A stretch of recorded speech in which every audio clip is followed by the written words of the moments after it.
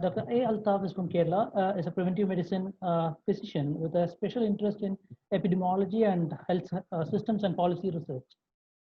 He has been working nationally and internationally for the last 14 years and has been part of design, implementation, and evaluation of many disease control programs. He has more than a decade of teaching experience and is currently an associate professor in community medicine at Government Medical College, Manjeri. Dr. Altaf has authored several peer-reviewed publications in national and international journals and will be talking to us today about the game-changing strategy. Dr. Altaf, please. Thank you for inviting me to this function. And in fact, my point, I would like to start from the point which from which Dr. Raju concluded. It was just like what will be the end of this pandemic? It will widen the social disparities as well as and some a few suggestions also he suggested, and it was described by the political figures like Zizek like a triumphant return of the capitalist animism, like that. The huge divide between the rich and poor and the West and East, like that. And like I would like to describe the entire scenario happened in the last say 7 or 8 months. So trying to sum up with a few points and what lessons we are going to learn from those things to contain the pandemic for the future.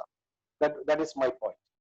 And while we are looking back, the infection started in China, South China, and it was around middle of November.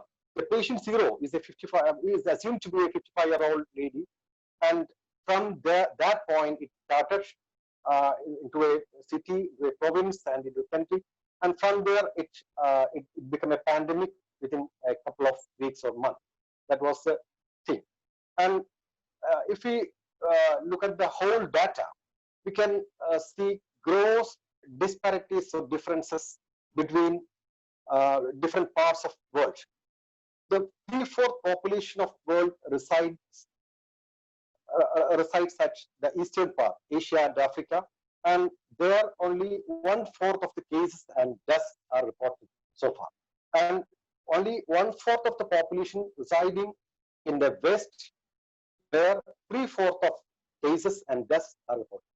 This is the reality happened during the last 6 or 7 months. So, and at the same time, we should know that the pandemic started from an Eastern country, and what magic or what are the factors which the Eastern countries, many countries, there are a lot of models we have to adopt and a lot of initiatives they have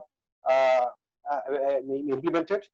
And what are the game-changing strategies we have adopted? Especially a few countries I would like to mention about: Taiwan, Vietnam, and even China itself, South Korea, Japan, like that. And the most important thing they have adopted is their preparedness, because they have huge lessons they have learned from the past experiences, especially the SARS-1 outbreak, SARS outbreak in 2003. And their preparedness was the #1 strategy, and they have a very good surveillance system. That is the most important thing.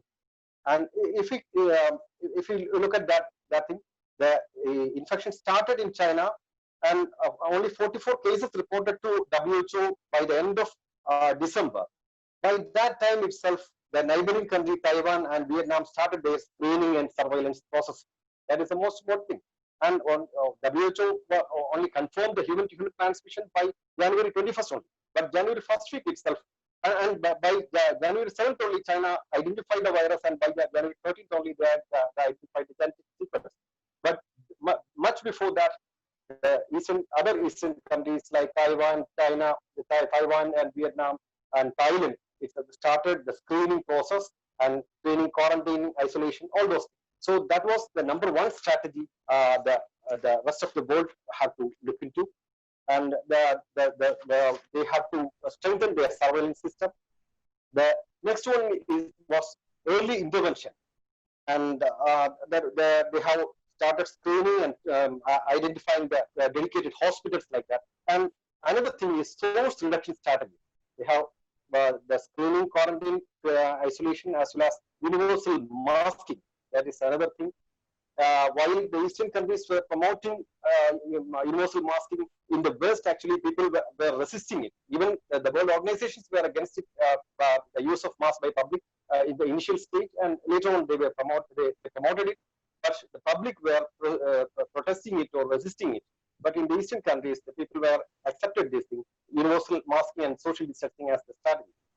And use of technology, use of data technology to identify the cases and tracking suspected contacts was another important strategy adopted by some Eastern countries.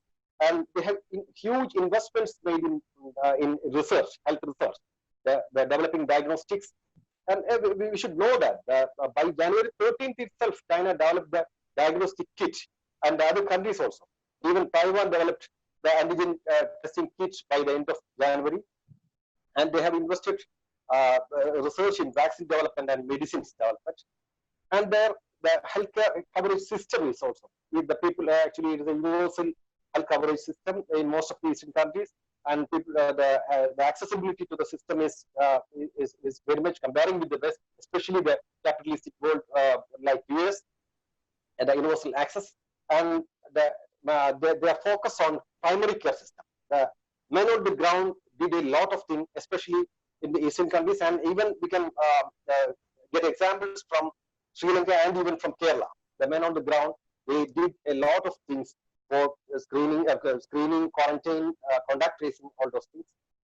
And the health leadership is another important thing. Health leadership, the strong health, like the speaker just before me, Sri Maitreyan pointed out, the health leadership is one important thing, and transparency of information in many of the countries. Of course, there are some disputes, but anyway, transparency of information and a single command system, that was another thing in many Eastern countries we can see. And the most important lesson we have to sum it up, to contain the pandemics, preparedness and early action is crucial, and the game-changing strategy to contain viral pandemics is we need to chase the virus than being chased. That was Taiwan did, Vietnam did. Taiwan, actually, we have to look into the data. Only 45 cases till now. The first case emerged, first case identified in January 1st, and right now it is only 445 cases and only 7 deaths. And January 20th itself, the first case reported in the US, and right now we know the number of cases. It is almost, I think, something around 44 lakhs of cases, and lakhs of deaths are there. And that is the comparison. So these are the things we have to learn from the current pandemic. And the topic of this topic of discussion today is end of pandemic, and end of pandemic.